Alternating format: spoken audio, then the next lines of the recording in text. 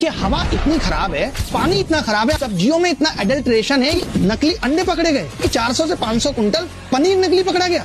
खाक विकसित भारत की तरफ बढ़ रहे हैं हम। मैं तो बस एक बात कह रहा हूँ कि हवा इतनी खराब है कि लोगों की मौत हो जा रही है।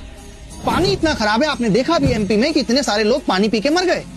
सब्जियों में इतना एडल्ट्रेशन है कि आज से 10 साल पहले जो हमारे धनिये में खुशबू आती थी, हरे धनिये में, वो अब नहीं आती। हमारे अदरक में जो चरपराहट थी वो अब नहीं है। लेकिन आप अमेरिका जाएंगे, आप यूरोप जाएंगे, आप देखेंगे वहां का अदरक और वहां का धनिया अभी भी वैसा ही है। थोड़े दिन पहले न्यूज आई कि नकली अंडे पकड़े गए। उससे पहले न्यूज थी कि 400 से 500 कुंटल पनीर नकली पकड़ा गया। भाई क्या तो भारत सरकार कर रही है और क्या फसाई देख रहा है आदमी। क्या सांस ले, क्या पानी पिए, क्या खाए, यहाँ पग पग पे सोचना है। और हम कहते हैं हम विकसित भारत की तरफ बढ़ रहे हैं। मुझे ऐसा लगता है कि हम अविकसित और असभ्य भारत की तरफ बढ़ रहे हैं, जहां हम समोसे की रेडी लगाने को, रेलवे स्टेशन पे कुली बनने को रोजगार कहते हैं। अगर ये रोजगार है तो ये विकसित देशों में तो नहीं है। ये रोजगार विकसित देशों में तो नहीं है कि होटल के रिसेप्शन से आपको कंबल खुद उठा के अपने रूम तक जाना है। अगर ये रोजगार है तो। और हम कह रहे हैं हम विकसित होने की राह पे हैं। किस एंगल से विकसित होने की राह पे? जहां पे जो किताबें मेरे पिताजी ने पढ़ी वो मैं पढ़ रहा हूं, और जो मैंने पढ़ी वो मेरा बेटा पढ़ेगा। ये हम एजुकेशन सिस्टम को अपडेट कर पाए।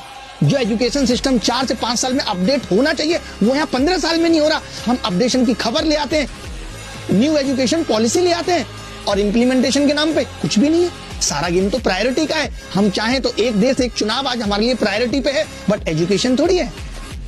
हेल्थ का ये आलम है कि भी आपने देखा है एमपी में किस तरीके से लोगों को HIV वाला ब्लड चढ़ा दिया गया।